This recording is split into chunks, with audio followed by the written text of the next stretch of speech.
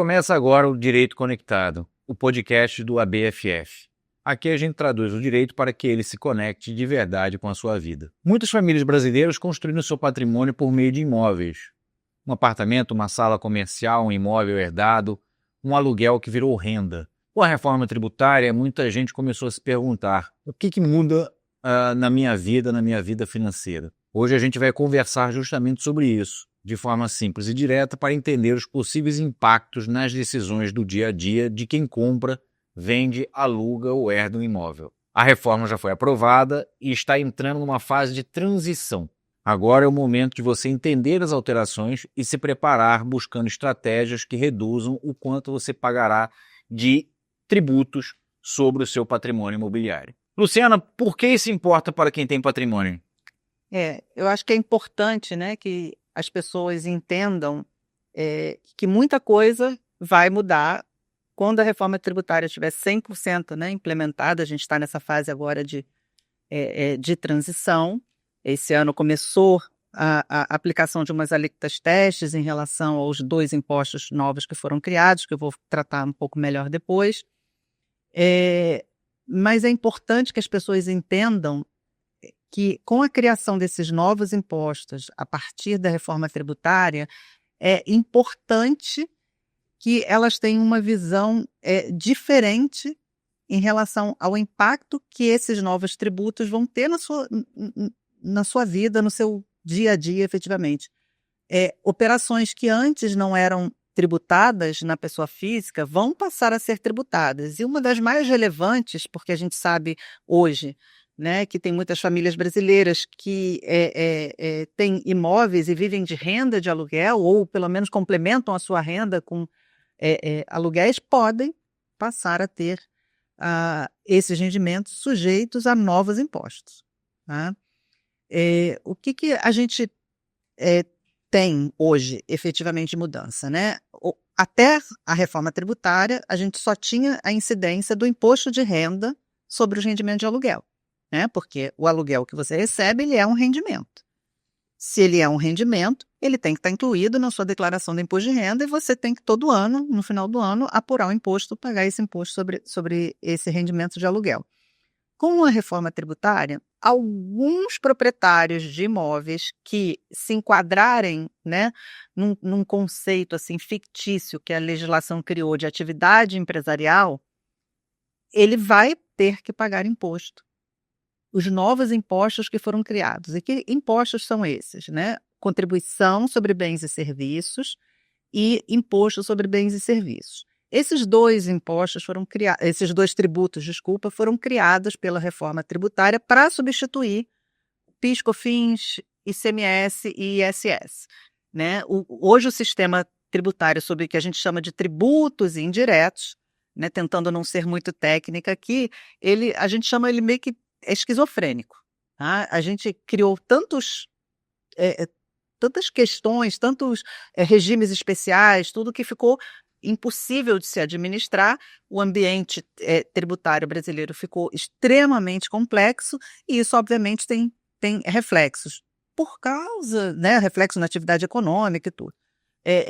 Por causa dessa complexidade toda, começou-se a falar, né, já tem alguns anos que a gente tenta implantar uma nova reforma tributária, e agora, né, finalmente, ano passado, a gente conseguiu, né, o governo conseguiu implementar essa nova reforma tributária que vai substituir PIS, COFINS, ICMS e ISS por esses 2 tributos. O PIS e a COFINS vão ser substituídos pela Contribuição sobre Bens e Serviços, CBS, que todo mundo agora só fala, não vai falar esse nome todo, né? Só trava como CBS. E o ICMS e o ISS vão ser substituídos pelo IBS, que é o Imposto sobre Bens e Serviços, que esse Imposto sobre Bens e Serviços vai para estados e municípios. O que tem, em linhas gerais, de tão diferente? Tá? Agora, com esse novo regime, né, tributário, o Brasil vai finalmente entrar num sistema que a gente chama de imposto sobre valor agregado. Né? No mundo, isso se chama de imposto do valor agregado. O que é isso? Você não vai ter imposto em cascata, um incidindo sobre o outro, que aí acaba encarecendo muito. Você só vai pagar o imposto sobre efetivamente o que for agregado na etapa posterior. Esse enfim, é um conceito complexo de falar, é muito técnico, muito tributário, né? Um assunto relativamente chato para quem para quem não é tributarista, né? Como eu, que adoro, né, falar sobre esse assunto. Mas o que é importante a gente tratar aqui hoje, tá? Fugindo dessas complexidades todas tributárias, é que a reforma tem uma relevância muito grande também para as pessoas físicas. Isso não é um assunto que só as empresas têm que se preocupar.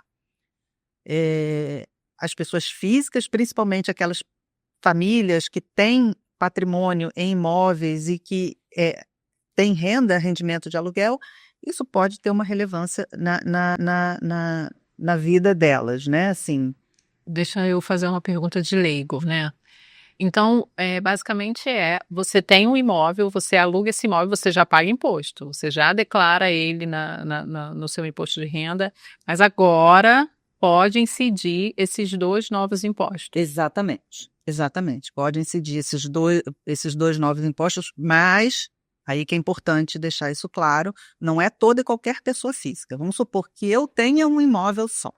Eu, Luciana, tenho meu apartamento e tenho mais uma sala comercial no centro da cidade que eu alugo, tá?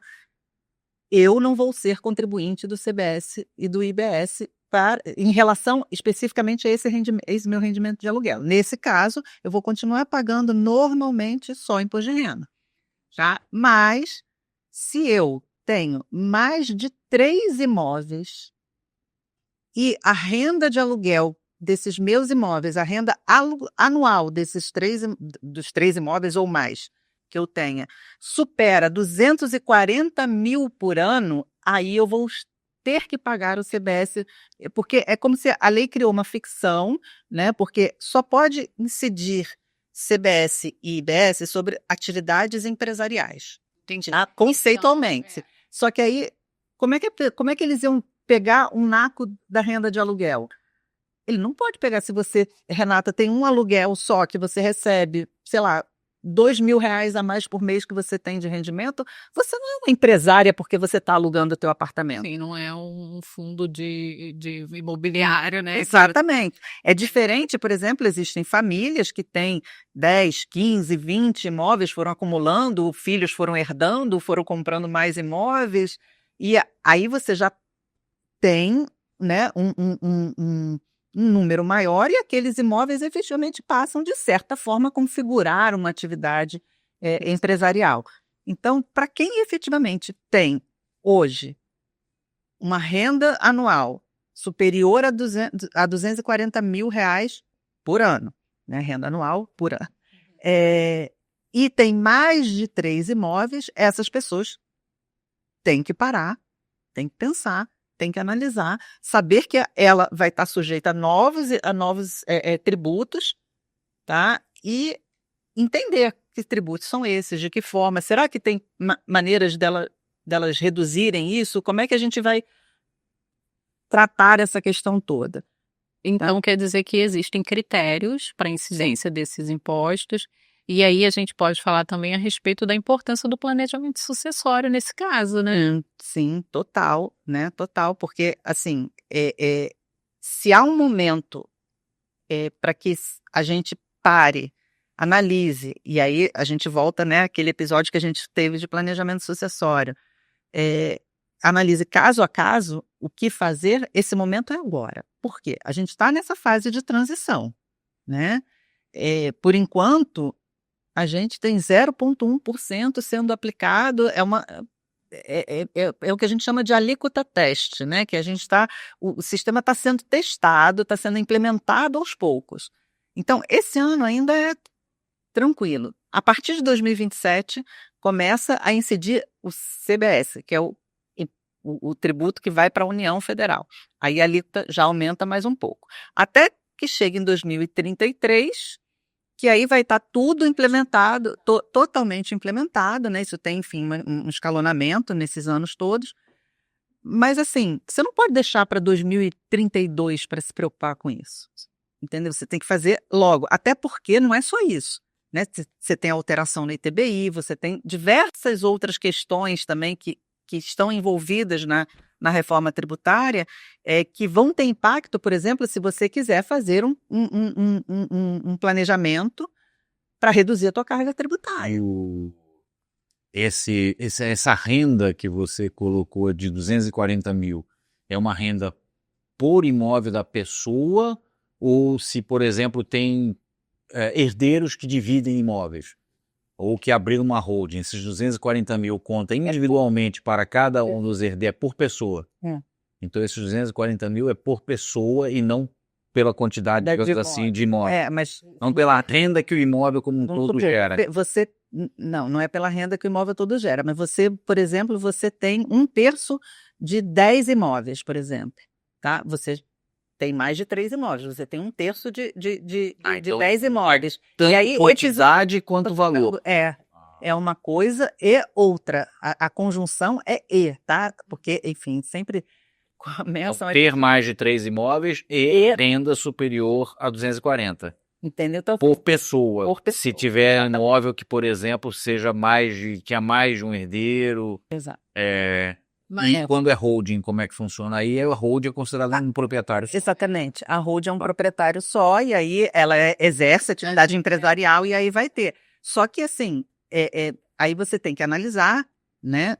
E se efetivamente vai valer a pena você fazer a holding, né? Porque aí é muito caso a caso mesmo, porque tem pessoas que não têm uma carga tributária muito alta, às vezes tem deduções altíssimas e tudo, e eventualmente não vale a pena, tá? Isso daí, assim, é um estudo que tem que ser feito a partir de agora para ver o que se adequa melhor à realidade de cada um, tá? A realidade de cada um. Agora, assim, o que é importante, tá? O brasileiro ainda tem uma cultura de sonegação de imposto. É aí que entra o cadastro do imóvel. Exatamente, tá? O brasileiro tem uma cultura de sonegação de imposto. E a reforma tributária pegou um instituto que já existia desde 2017, que era o Cadastro de Imóveis, Cadastro Imobiliário Brasileiro, o CIB, né, que até está sendo chamado aí pelo mercado, né, do CPF dos imóveis, e ele aprimorou esse conceito, tornou o CIB obrigatório, tá, para todos os estados e municípios, porque antes ele não era obrigatório. O estado e o município poderiam fazer se quisessem, então aí, enfim, pode fazer se quiser. Você sabe que tem um monte de município que ninguém faz, né? E aí ele tornou esse cadastro obrigatório, e nesse cadastro vai ter toda a vida do imóvel, todas as informações. A transparência, gente, vai ser total. E aí não é só a transparência em relação aos dados do imóvel, tá? Tem uma questão adicional. Hoje, a Receita sabe que há sonegação de imposto de renda sobre rendimento de aluguel. Ela sabe, mas ela não tem braço para fiscalizar isso. Ela não tem braço. Hoje a Receita tem uma deficiência de pessoal absurda. E boa parte das pessoas que estão na Receita, né, dos servidores da Receita Federal, uns ficam no porto, outros ficam em fronteira, né? E aí o fiscal da Receita que está ali no dia a dia para efetivamente exercer aquela fiscalização, tudo é muito reduzido, tá? Tem um número de profissionais efetivo mesmo muito reduzido. E isso, obviamente, abre uma gama de oportunidades, e hoje a gente sabe que tem muita gente que sonega rendimento de aluguel. Só que agora, com o CIB associado à reforma tributária,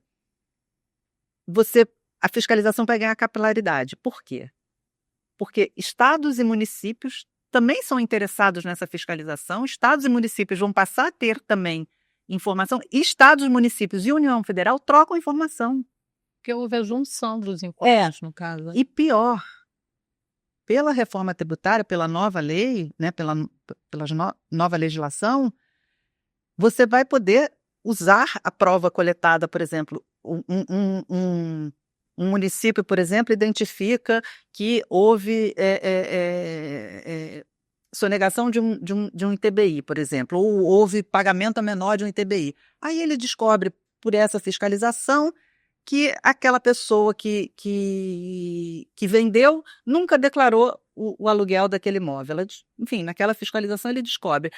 Ele pode chegar a comunicar a Receita pode pegar todas as provas que ele achou, que ele encontrou durante uma fiscalização que era para uma outra coisa, né? Ele estava fiscalizando o ITBI, que é o tributo dele.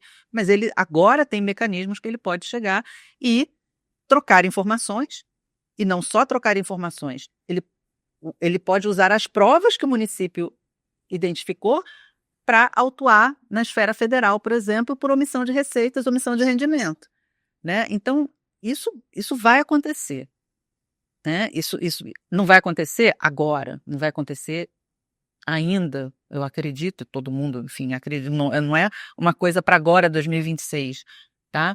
Mas as fiscalizações estão se organizando cada vez mais e eles vão ganhar capilaridade com isso, entendeu? Porque estados e municípios também têm seus fiscais. A capilaridade que a Receita não tinha, por exemplo, E tem os benefícios da fiscalização com o CBS e o IBS. IBS, exatamente. Tá? Então, assim, é muito importante que as pessoas tenham a efetiva consciência de que vai ficar cada vez mais difícil de sonegar imposto sobre rendimento de aluguel. Vai ficar cada vez mais Então, o difícil. planejamento é importante. É importante porque, gente, é óbvio que ninguém gosta de pagar 27,5% sobre um rendimento de aluguel. A gente sabe que é muito, assim, enfim, tem discussões sobre justiça tributária, enfim, tudo, mas ninguém paga tributo de bom grado, né? Ninguém gosta.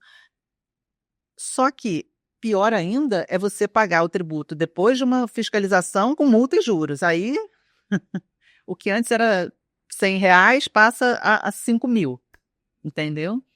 E só outra pergunta de leigo. A Receita vai poder cobrar retroativo? Pô, essa anuidade? Pode, 5 anos. 5 anos. Pode.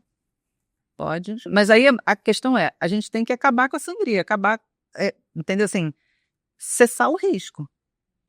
Por isso que é importante fazer isso o quanto antes. Porque, vamos supor que a Receita demore 3 anos aí para conseguir implementar tudo, se adaptar, implementar tudo. Vamos supor, né?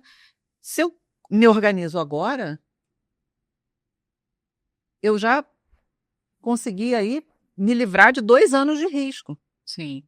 Entendeu? Então, assim, daí a importância da gente se organizar. E aí, a organização, ela tem 2 vertentes. Primeiro, é se parar o risco, né? Assim, eu tenho que parar de sonegar, eu tenho que botar isso na mesa e saber, olha, a partir de agora vai ficar difícil sonegar imposto. Não vou poder mais sonegar o rendimento de aluguel.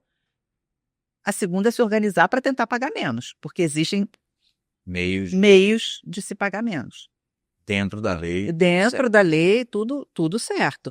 E aí, que a gente fala, né, assim, é importante você analisar isso dentro de todo um contexto, o contexto do planejamento tributário, mas também do planejamento sucessório, patrimonial, entendeu? Então, assim, se há um momento para a gente parar, pensar para as famílias que têm efetivamente imóveis e vivem de rendimento de aluguel, um patrimônio imobiliário relevante, se há um momento, esse momento é agora.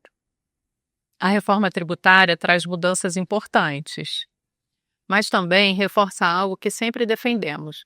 Decisões patrimoniais não devem ser tomadas olhando só para um ponto isolado. Tributário, civil, família, planejamento, tudo está conectado. E entender esse todo é o que ajuda a evitar problemas e tomar decisões mais seguras. Se você quer se preparar para as mudanças que já estão acontecendo, procure orientação especializada. E compartilhe esse episódio com quem precisa entender melhor o que está mudando no sistema tributário brasileiro. Nos vemos no próximo episódio. Tchau.